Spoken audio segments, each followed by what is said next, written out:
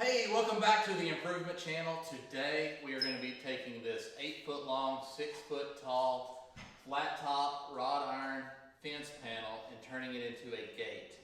So I've got a job project going where I'm going to take an old gate that's all rusted out on the bottom and I'm going to replace it with a new gate, and I'm going to go ahead and paint the rest of the wrought iron. So I'm going to show you how that's done.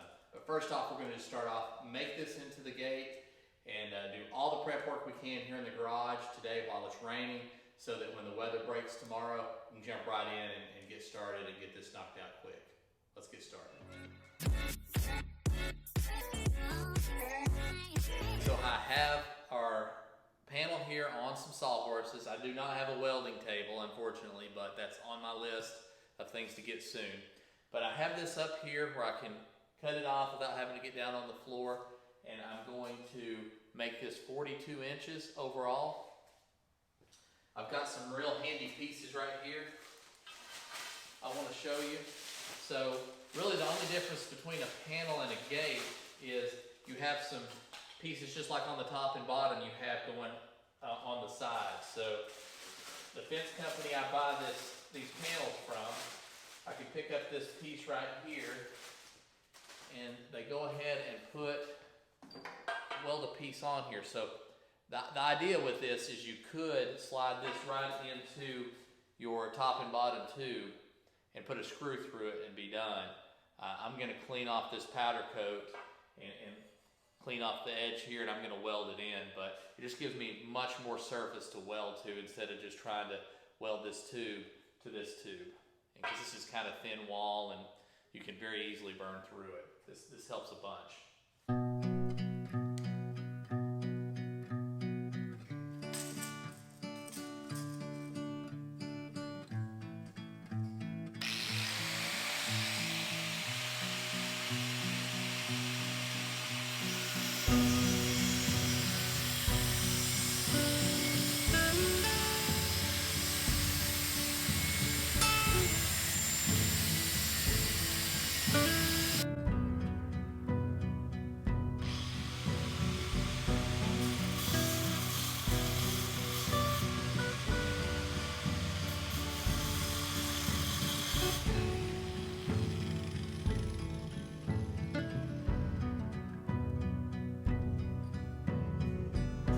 So I'm actually very excited about this.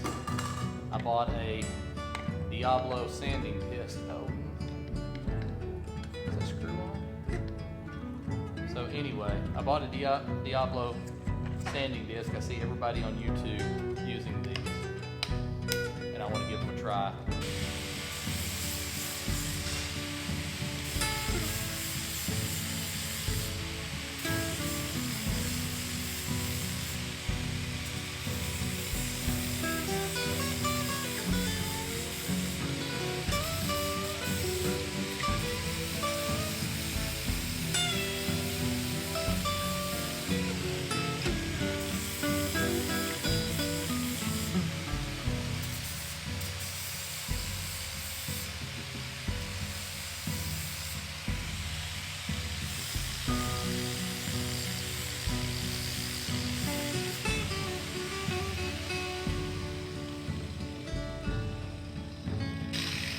Okay, I see why everybody's using this. This is pretty awesome. So, yeah, that's pretty cool.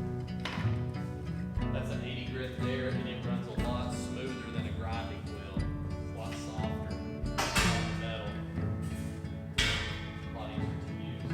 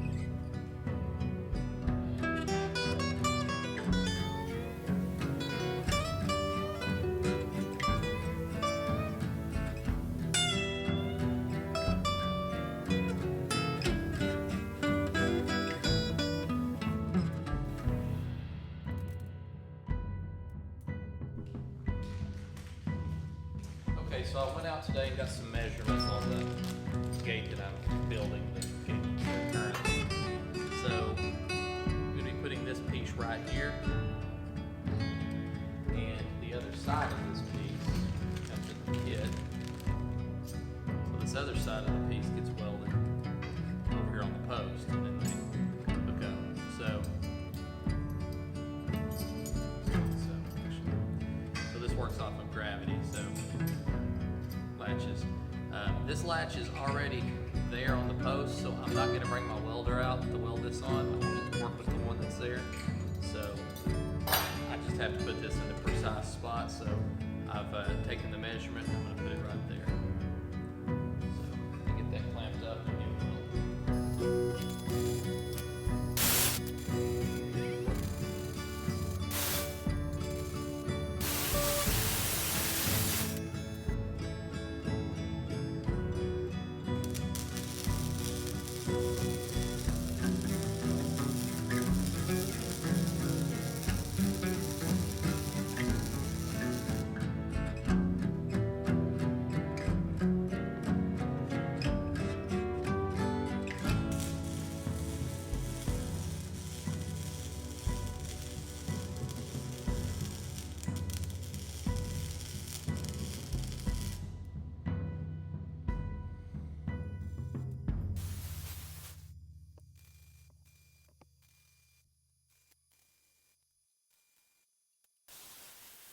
Over here, I'm going to put the hinges, and what we're going to use are these True Close spring-loaded hinges. I've used these a lot of times in the past. They work really well. You can screw them. You just self-tap screw these in. You don't have to weld on any hinges. You don't have to weld on any springs. So I'll go ahead and attach these here, and then I'll attach them to the pole once I get back on site.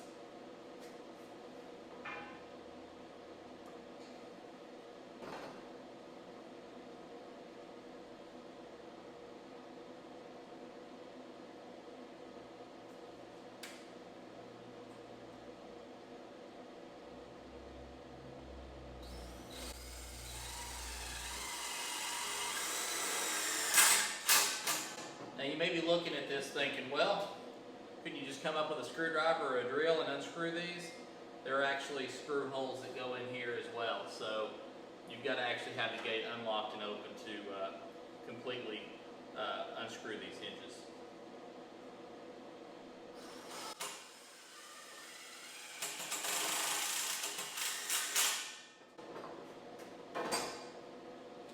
And when you go to adjust these, if you want some more spring,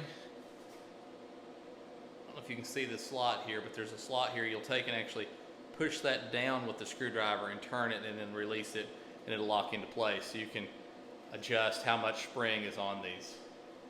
And it's on both sides.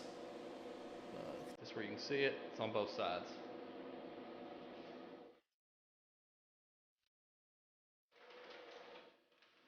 All right, I'll put the rest of the screws in on site.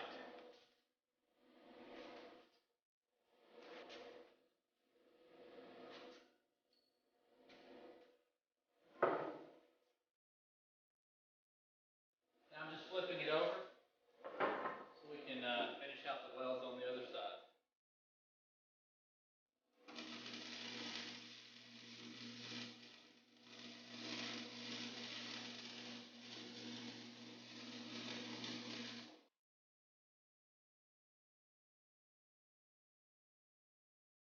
Okay, so this is all welded up. It is ready to go. I'm going to let it cool off. I'll wipe it down in the morning, hit it with some spray paint, and it'll be ready to install. Good to go. Hey, welcome back. It's the next morning. Getting ready to do some spray painting here on the gate to finish it out before we take it out to the project. Actually, I'm not going to be able to do the project today, so it's going to be a couple days, which is really good. It'll give it plenty of time for the paint to cure and get hard. So I've got a door open over here and a door open over here for a little bit of cross breeze, but it's pretty chilly outside, a little too cold to paint, but here in the garage it's nice and warm, so that'll work out just fine. So let's get started.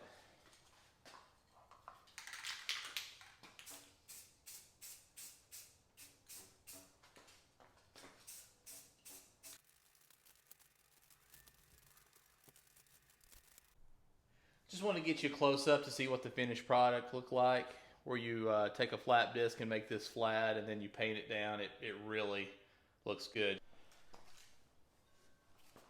Okay, and the last thing we're going to do is we're going to put some caps in the top of the gate. These will not be required in the bottom. We want to let any condensation fall on out of this piece of metal, but by putting a couple of these on the very top, that's going to finish this off nice. Okay, so we're out at the job site. I've got the brand new gate here. I've got the gate we're going to replace here. I was here last. This has completely rusted in two. This was still together and kind of holding, but now it's not. So it's no longer really latching on the gate up here on the latch. So we're going to get this all cut out with the cutting wheel on the grinder. We'll get these two hinges cut off and we'll get this new gate put on.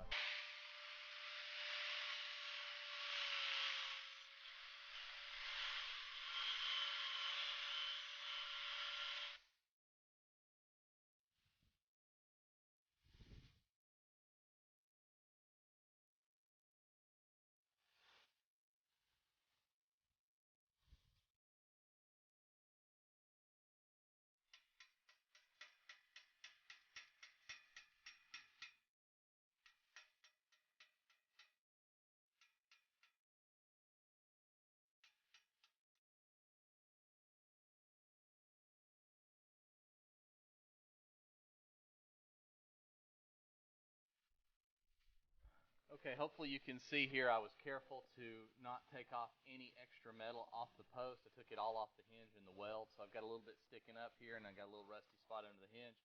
So I'm going to take my sanding pad, we're going to knock that down nice and smooth before we put some paint on it. As soon as we get some paint on it, we'll be ready to put the new gate up.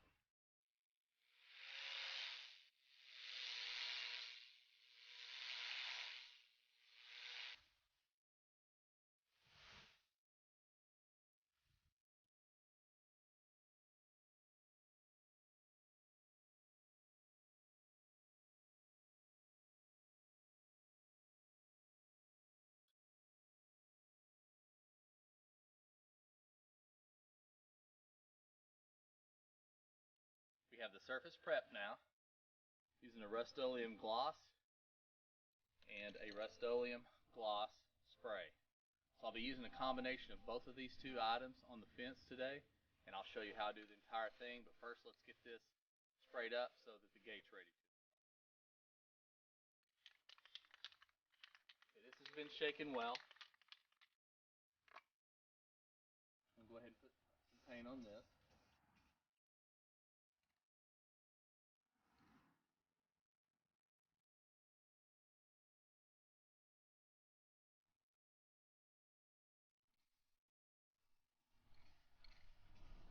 Believe it or not, this used to be black. It's just turned gray from the sun.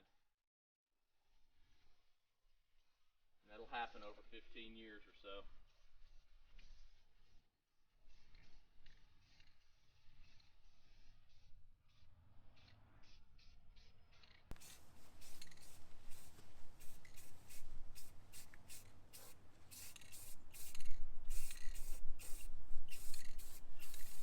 Try to go a little bit light on the first one so you don't get any runs, and then just come back over it again, light again, and you're good to go. It's a nice coat.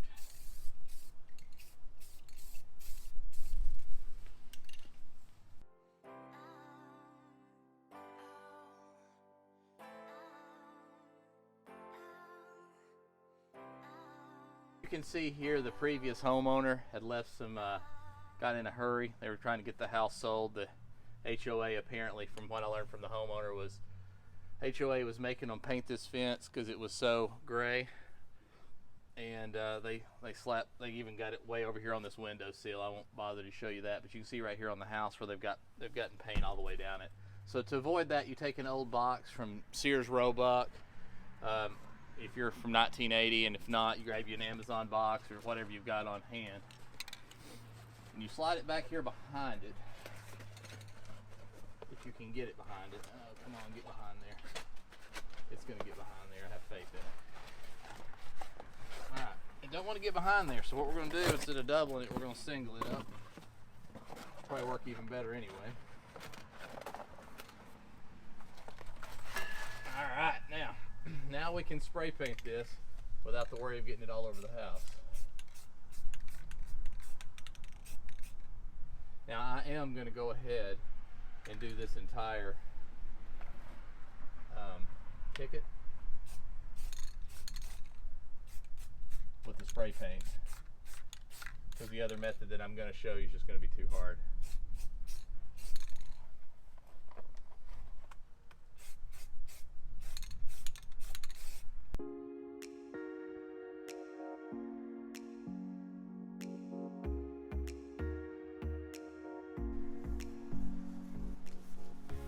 So in this situation, I was really able to save my customers some money because I was able to do all the welding at my house. So all I have to do is bolt these on, get them level, we're good to go.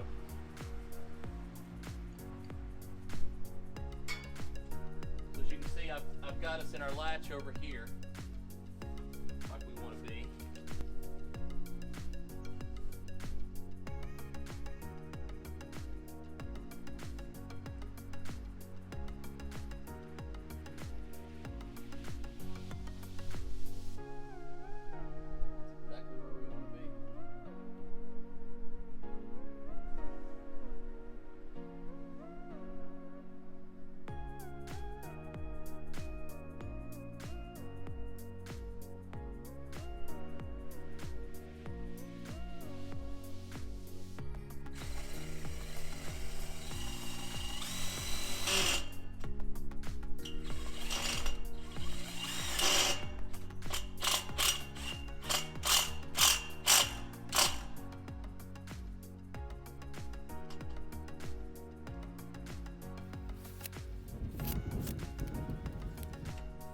So yeah, you just want to push down and turn, and it's got arrows on here for the direction you're going to want it to spring.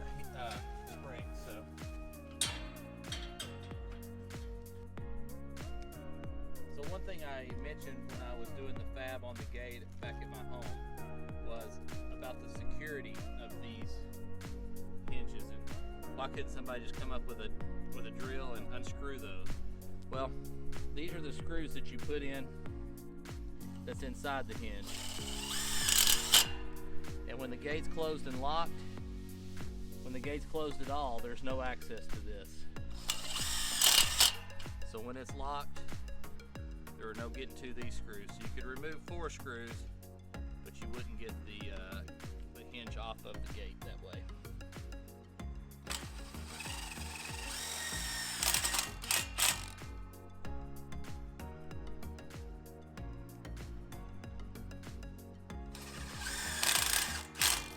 And I'm not pre-drilling those self-tappers.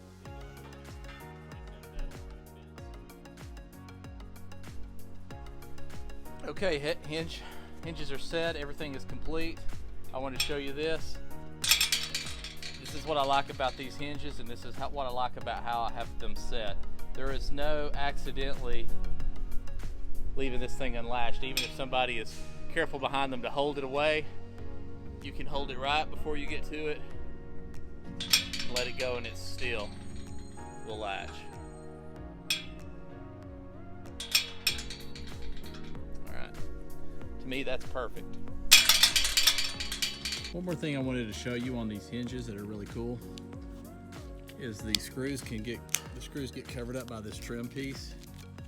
Gives it a really nice finished look and doesn't really show off the fact that there's screws in there, even though we've discussed that, you know, you can't really get into it. Those snap right on for a good overall finished look. Okay, so the next thing to do in this process, and by the way, I took my orange shirt off because I'm painting in black. I'm gonna be getting some black on me. So before I paint, I'm gonna wipe down the material that we're getting ready to paint, make sure it's free of debris, especially down here on the bottom. I'll get over here where you can see the bottom a little more. You're gonna have grass and just different things on it, so you're gonna want to wipe that down. And as you wipe it down, you'll have stuff pop back up on it, and that's okay. You're just gonna touch that again right before you paint it. So of how that works. I'm gonna go ahead and knock a lot of this out off camera. Kind of boring. We'll be getting to paint in just a second. We've got our Rust-Oleum paint. I'm shaking it very well. Had it shaken at the big box store the other day, used a little bit of it. Getting back into it here. Got my paint can opener. So what we're gonna wanna do is get this open. And I've done this a few different ways, and I found this by far the easiest application. Quickest, easiest, the best. So get you some good quality rubber gloves like these. Don't get some cheap ones. Cheap ones will mess up because we're going to be kind of hard on them in this process. All right, so we've got our lid off. Set our lid aside. And what we're going to do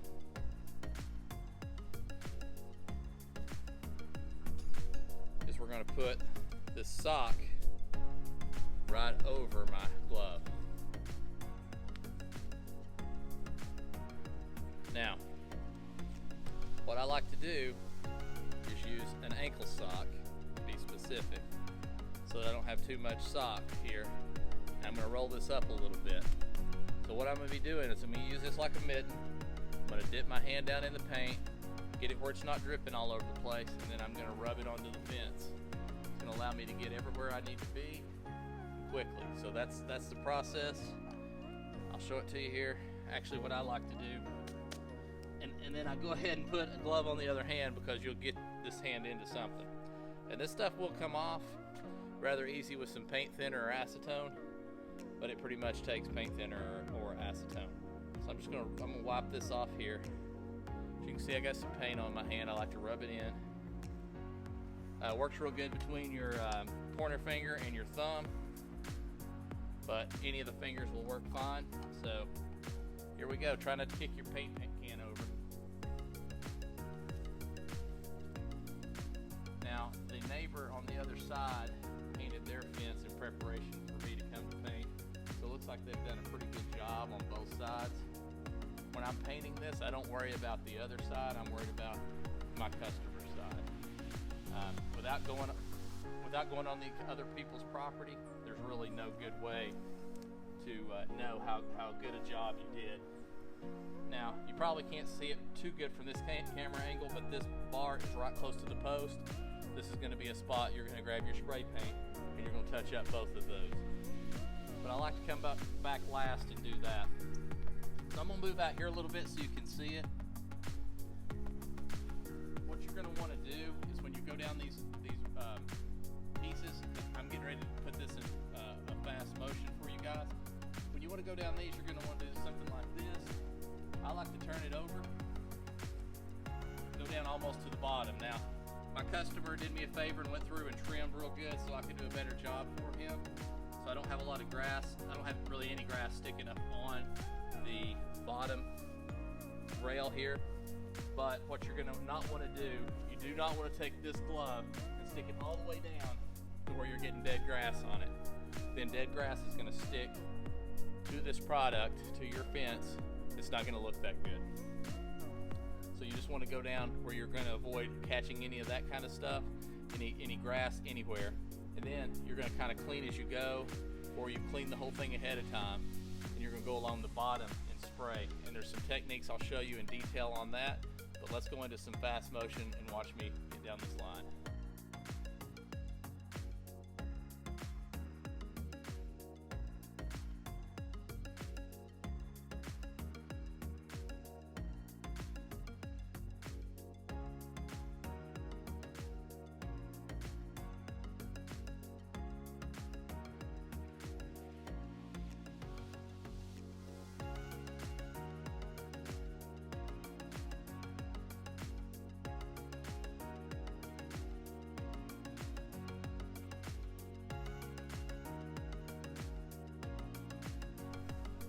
So now I'm going to paint a bottom rail.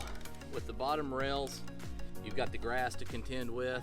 So the thing that I found that works really good is take a piece of plywood or a piece of cardboard, stick under it.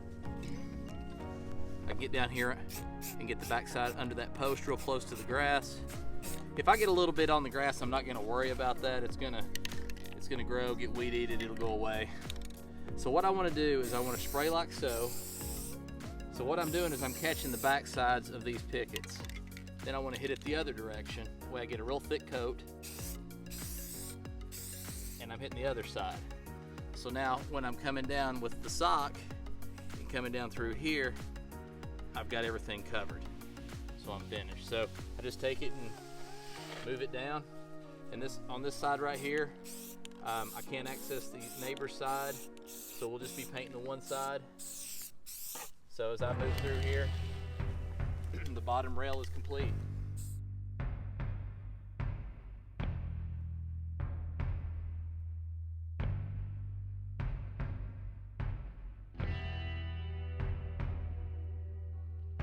I'm finished with this project, so last thing I'm gonna do is I'm gonna go around, I'm gonna pick up can lids and things that I've got laying around, and as I walk around the fence, I'm gonna make sure there's no little spots that I've missed or no sections that I've missed. That can happen pretty easily. So just wanna make sure everything is the way I left it or better as far as debris pickup and things of that nature. Make sure I did a good job painting everything. Okay, so I've walked the whole site. I'm seeing nothing but black on all the fence when I look at it at every angle. So I like to look at this over to the right at an angle. And then when you go back and walk it the other way, if you missed one, especially with this fence as rusty or as gray as it had turned, it stands out pretty quick that, hey, you missed a spot post, you missed a rail, something. So as you can see here, it's all complete.